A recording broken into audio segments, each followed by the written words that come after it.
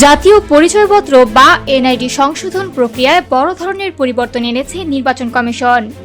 নতুন জারি করা স্ট্যান্ডার্ড অপারেটিং প্রসিডিওর এসওপি অনুযায়ী জন্ম তারিখ সহ গুরুত্বপূর্ণ তথ্য সংশোধনের সব আবেদন এখন থেকে মাঠ পর্যায়ে নয়, সরাসরি এনআইডি উইং এর মহাপরিচালক বা ডিজি পর্যায়ে নিষ্পত্তি করা হবে।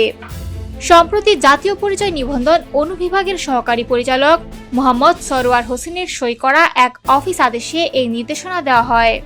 আদেশে উল্লেখ করা হয়েছে, গত বছরের 24 ডিসেম্বর নতুন এসওপি প্রজ্ঞাপন আকারে প্রকাশিত হয়েছে এবং তা কার্যকর রয়েছে। নতুন নিয়ম অনুযায়ী জন্ম তারিখ অথবা অন্য যে কোনো তথ্য সংশোধনের আবেদন এখন থেকে ঘ ক্যাটাগরির আওতায় পড়বে। আগে এসব আবেদন মাঠ পর্যায়ের আঞ্চলিক ও জেলা নির্বাচন কর্মকর্তারা ক, খ বা গ ক্যাটাগরিতে নিষ্পত্তি করার ক্ষমতা রাখতেন। তবে এখন সব আবেদন কেন্দ্রীয়ভাবে ক্যাটাগরি নির্ধারণ করে ডিজি পর্যায়ে চূড়ান্ত সিদ্ধান্তের জন্য পাঠানো হবে।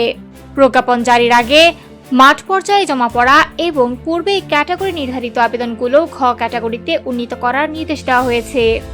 সংশ্লিষ্ট কর্মকর্তাদের তালিকা প্রস্তুত করে নির্ধারিত সময়সীমার মধ্যে অতিরিক্ত আঞ্চলিক নির্বাচন কর্মকর্তাদের কাছে পাঠাতে বলা হয়েছে।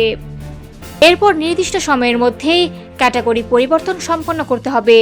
ত্রয়োদশ জাতীয় সংসদ নির্বাচন ও গণভোট 2026 সামনে রেখে সংশোধন কার্যক্রম সীমিত থাকায় জমে থাকা অনিষ্পন্ন আবেদন দ্রুত নিষ্পত্তির নির্দেশও দেওয়া হয়েছে। নির্বাচন কমিশনের দাবি, কেন্দ্রীয়ভাবে চূড়ান্ত নিষ্পত্তির মাধ্যমে এনআইডি সংশোধন প্রক্রিয়ায় স্বচ্ছতা ও জবাবদিহিতা বাড়বে। তবে মাঠ পর্যায় থেকে সব ফাইল প্রধান কার্যালয়ে পাঠানোর ফলে কাজের চাপ বাড়তে পারে কিনা তা নিয়ে সংশ্লিষ্ট মহলে কিছুটা সংশয় রয়েছে।